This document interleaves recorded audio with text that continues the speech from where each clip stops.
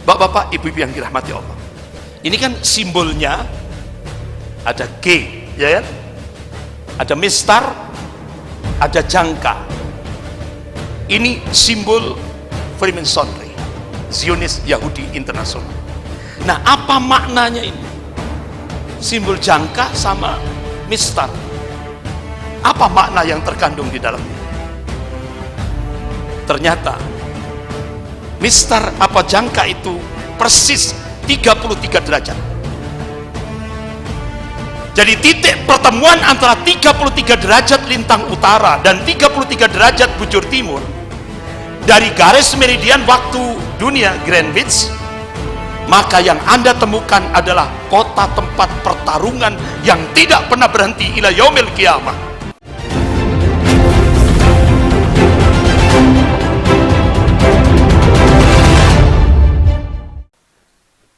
Ini jahil murakab itu. Bapak-bapak, ibu yang dirahmati Allah, akhirnya guru besarnya kan seperti itu. Kira-kira mahasiswa-mahasiswinya ngikut enggak? Ya otomatis ngikut. Wah, akhirnya diterbitkan jurnal ilmiah. Bahkan surat izinnya dari dekan Fakultas Syariah YIN Wali Songo itu di Semarang. Judulnya Indahnya Pernikahan Sejenis. Astagfirullah. Pak, bapak istrinya perempuan apa laki? Perempuan.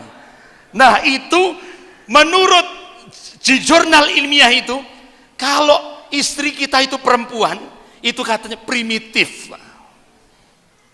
Itu budaya primitif. Jadi kalau budaya modern itu istri kita laki. Astagfirullah. Ini menghapus sistem usratul Islamiyah. Jadi keluarga-keluarga muslim itu mau dihancurkan lewat itu tadi. Yang ketiga, memporak-porandakan sistem politik dunia. Yaitu dengan sistem demokrasi liberal. Makanya ini Pak Kapolri yang baru, Pak Tito Karnavian, itu di Jakarta beliau sempat memberikan statement rusaknya Indonesia karena sistem demokrasi liberal. Makanya Jenderal Purnawirawan Slamet Subianto Laksamana itu mantan Kasal, begitu juga Jenderal Purnawirawan Tiasno Sudarto mantan Kasat, itu memberikan statement di media, Indonesia sudah harus mencampakkan demokrasi ini, sistem demokrasi liberal ini. Bahkan tokoh-tokoh ulama di Indonesia ini mudorotnya lebih besar daripada manfaatnya. Indonesia harus kembali kepada nafas bangsa Indonesia. Jadi pendiri negara Kesatuan Republik Indonesia ini menjadikan surah, musyawarah untuk mencapai mufakat. Itu sudah menjadi nafas bangsa Indonesia. Itu sudah kita tinggalkan, itu sudah. Artinya kita sudah tidak balik lagi, kita lebih nyaman, lebih enjoy dengan politik, sistem politik yang diciptakan oleh orang-orang kafir. Sehingga akhirnya kalau kita bikin matrik itu, kalau saya bikin matrik itu, jadi kalau langsung ditarik benang merah, jadi kita ini mayoritas itu masih isyrik. Apa isyrik? Apa isyrik? Islam campur syirik. Astagfirullah. Ini. Makanya Rasulullah mengingatkan, qala Rasulullah sallallahu alaihi wasallam, la taqumus saah hatta talhaqu qabailu min ummati bil musyrikin. Tidak akan terjadi kiamat hingga kelompok-kelompok dari umatku mengikuti ahlus syirik.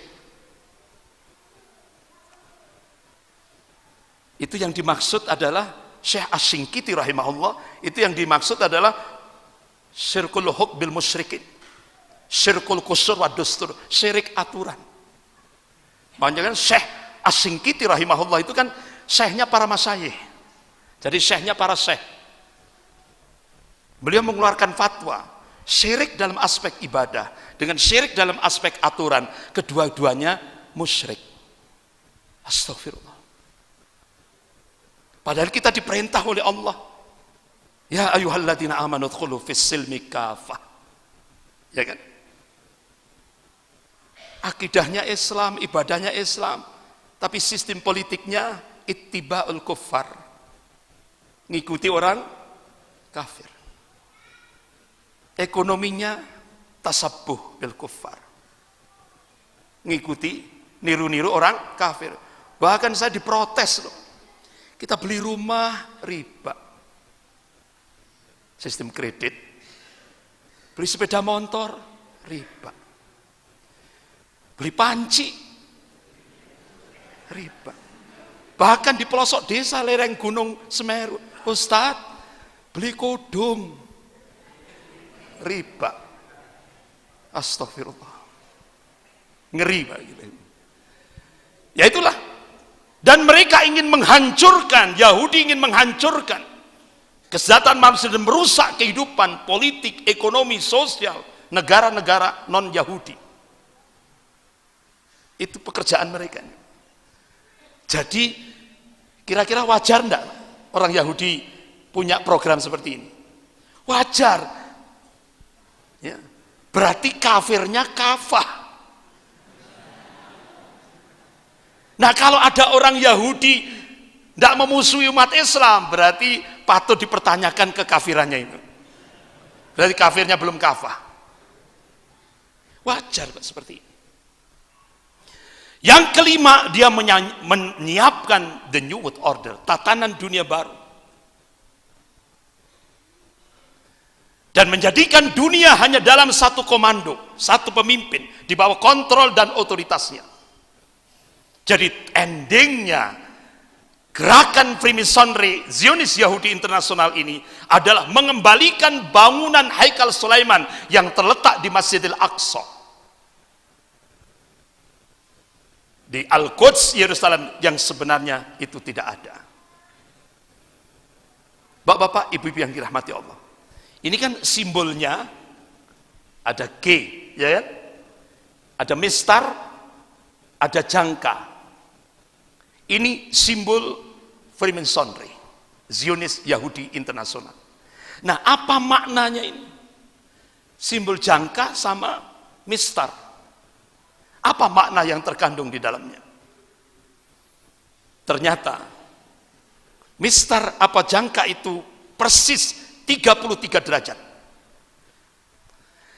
Jadi titik pertemuan antara 33 derajat lintang utara dan 33 derajat bujur timur dari garis meridian waktu dunia Greenwich, maka yang Anda temukan adalah kota tempat pertarungan yang tidak pernah berhenti ila yaumil qiyamah, sampai hari kiamat. Titik paling panas sepanjang sejarah. Dan tempat di mana akan terjadinya yang diyakini oleh orang Yahudi dan orang Kristiani, itu perang Armageddon. Kalau bahasa kita Malhamatul Kubra, peperangan besar antara kaum muslimin dengan bangsa Yahudi.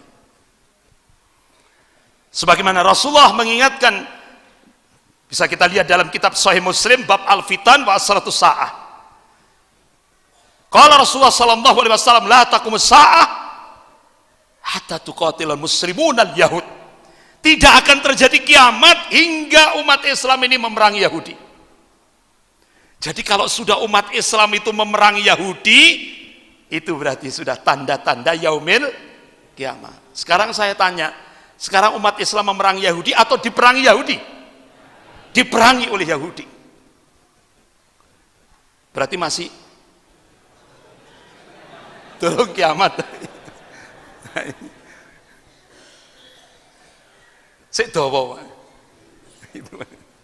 Jadi ini masih bermanfaat untuk tobat kepada Allah Subhanahu wa taala.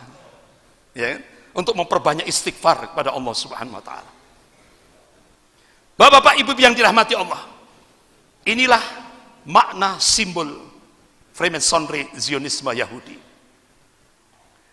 Jadi Rasulullah sallallahu alaihi wasallam sudah mengabarkan, Tapi sebelum malhamatul kubra, peperangan besar akhir zaman itu, akan terjadi malhamah, peperangan.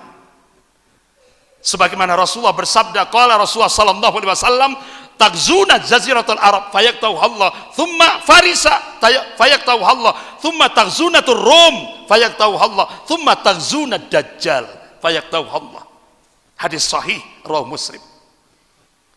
Kalian akan menaklukkan jaziratul Arab. Fayaqtahu Allah, dan Allah akan menaklukkannya. Artinya diktator-diktator Sunni itu akan ditumbangkan. Oleh siapa? At-Taifah Al-Mansurah. Dan Allah akan menaklukkannya. Thumma Farisa, kemudian kalian akan menaklukkan Persia. Apa itu? Diktator Syiah akan ditaklukkan. Dan Allah akan menaklukkannya. Thumma tagzunatur Rum, kemudian kalian akan menaklukkan Rom, dan Allah akan menaklukkannya.